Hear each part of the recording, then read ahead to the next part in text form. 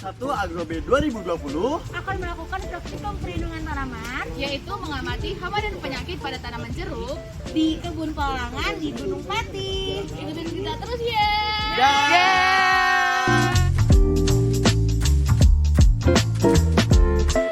Kita tanam pamelo madu yang di sini. Gimana ya? Pamelo tuh kayak jeruk bali.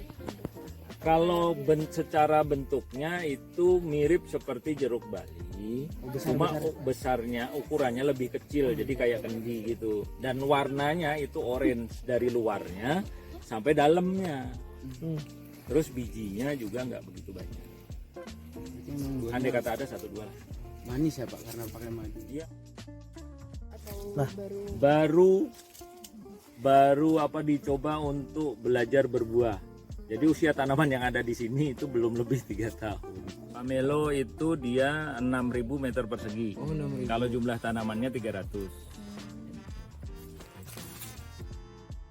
Kita di sini yang kita lakukan secara rutin semenjak tanaman itu berusia 3 bulan setelah tanam, kita lakukan penyemprotan insektisida. Boleh apa aja, yang jelas itu insek. Sebelum ada gejala itu kita lakukan itu. Jadi itu, tapi biasanya itu selang-seling kita lakukan, itu seminggu sekali siklusnya. Kadang pakai air cucian sabun, itu tok tuh yang dipakai.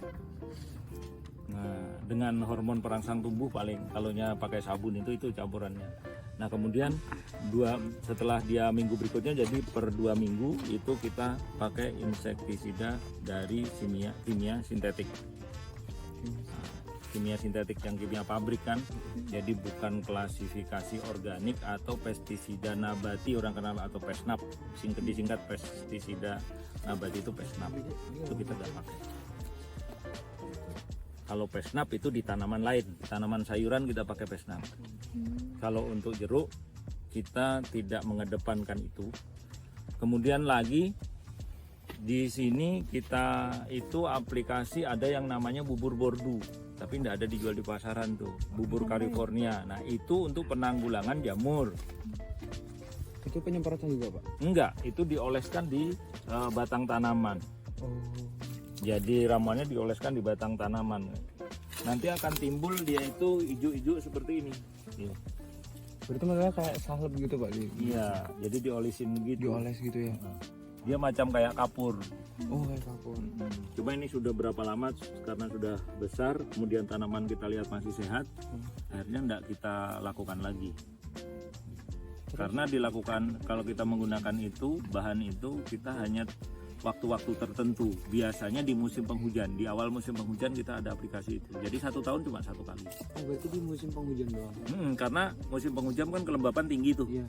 Jadi tumbuh berkembangnya jamur atau tumbuh berkembangnya penyakit itu di awal musim hujan biasanya. Iya, Nah jadi kita antisipasinya kayak gitu, yang kita lakukan di sini.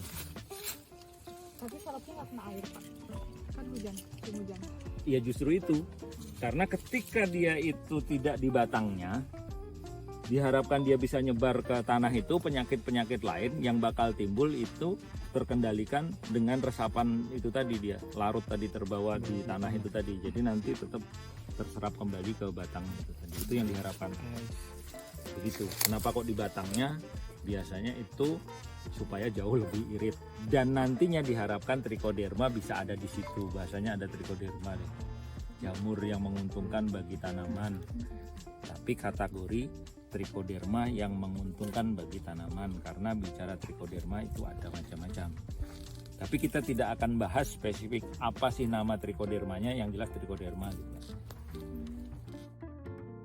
Kita antisipasinya langsung pakai kimia sintetik, yaitu kita nggak pakai pestisida nabati, karena pestisida nabati itu lebih sebenarnya kepada pencegahan.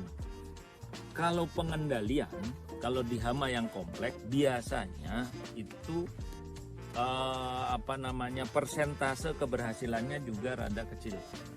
Tips lain selain kimia sintetik sama pencegahannya pakai Pestisida nabati. itu ada cara lain, mungkin cara mekanisnya? Ada. Kalau mekanis itu kita itu di tingkat yang di 1 sampai dengan 5%, mungkin itu pakai mekanik. Jadi kita bisa buang dengan menggunakan tangan kita atau menggunakan alat lain yang tidak berbau jenis racun atau tidak ada kandungan racun. Kayak gitu. Bisa juga pakai pengalih hama, tanaman pengalih hama. Di antaranya kalau mau itu, kalau kita di sini sudah tidak pakai lagi, itu serai wangi. Pernah dengar ada serai? Nah, serai wangi itu bisa ditanam, tapi harus dihitung benar dasar populasinya jumlahnya berapa. Nah, itu kita tanam untuk pengalih hama, itu jumlahnya berapa. Tidak boleh asal-asalan juga. Itu serai wangi. Kemudian lagi apa? Ada sirsak, itu bisa. Nah, secara alami kayak sini durian juga sama. Durian itu juga pengalih. Pisang juga pengalih juga. Kayak kutu kebul memang nggak ada di situ, bisa ada di situ. Bisa ada durian, bisa ada di durian. Jadi kalau kita mau supaya ada pengantisipasian agar tidak mudah terserang penyakit, kita kembali seperti halnya diri kita.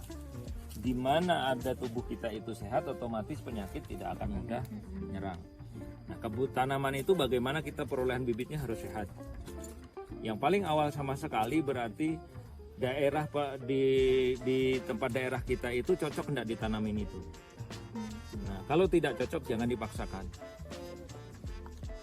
Kayak gitu ya, jangan dipaksakan karena akan banyak butuh biaya pastinya. Terus nanti kalau kita rugi juga akan kerugiannya sangat besar. Penyakit selain kimia sintetik sama pakai Pestisida nabati. ada cara lain, mungkin cara mekanisnya atau Ada. Kalau mekanis itu kita itu di tingkat yang di 1 sampai dengan 5%, mungkin itu pakai mekanik. Jadi kita bisa buang dengan menggunakan tangan kita atau menggunakan alat lain, tidak ada kandungan racun, istilahnya kayak gitu. Bisa juga pakai pengalih hama, tanaman pengalih hama. Di antaranya serai wangi. Pernah dengar ada serai? Nah, serai wangi itu bisa ditanam, tapi harus dihitung benar dasar populasinya jumlahnya berapa. Nah, itu kita tanam untuk pengalih hama, itu jumlahnya berapa. Tidak boleh asal-asalan juga. Kemudian lagi sirsak, itu bisa. Nah, secara alami kayak sini durian juga sama. Durian itu juga pengalih. Pisang juga pengalih juga. Kayak kutu kebul memang nggak ada di situ, bisa ada di situ. yang pengalih itu efisien hitungannya? Iya, kalau untuk siklus hidup dia itu termasuk efisien. Tingkatnya, karena kita sudah melakukan stepnya tadi, langkahnya itu kan kita melakukan pencegahan nih. Jadi harus kita siapkan supaya siklus hidupnya tidak terputus sama sekali sehingga menyebabkan masalah baru. Nah, kita adakan tanaman pengalihnya atau rerumputan. Nah, rerumputan yang banyak mengandung air. Untuk yang menolak biasanya yang menyengat itu kayak serai itu boleh, itu menyengatkan, itu dia menolak. Jadi hama enggak mau datang. Kalau kerugian kayak hama penyakit itu berpengaruh sama produksi atau jadi tanaman? Pasti. Penurunan Kalau- signifikan nggak, Pak? Hah? Maksudnya kalau itu penurunannya kerugiannya signifikan? Iya pasti. Itu. Ya, tapi kalau signifikannya atau sangat jomplang atau terlihat sekali ketika serangan itu kita biarkan biasanya sampai nggak sampai separuh tanaman itu kena. 25% kena itu udah mutunya biasanya turun dari jumlahnya. Pokoknya mutu kualitas itu turun, terus jumlahnya juga bakal turun. Itu lebih dari 25%. 25% itu sudah berpengaruh, apalagi lebih. Kalau lebih itu bisa gagal panen. Kalau sampai separuh kebun apa separuh tanaman, separuh dari populasi itu terserang, itu tadi otomatis sudah. Itu bisa dikatakan gagal panen nantinya. Gitu. Kalau dia sampai menyeluruh jumlahnya kena, nah itu gagal panen, udah pasti bisa gagal hidup juga. Kalau yang terjadi di kebun jeruk ini pernah? Belum pernah. Berarti belum pernah. Semoga terjadi intensitas. tidak terjadi. Semoga tidak terjadi yang kita harapkan itu. Ya, Praktikum Perlindungan Tanaman dari kelompok 1, kami mengucapkan Terima kasih.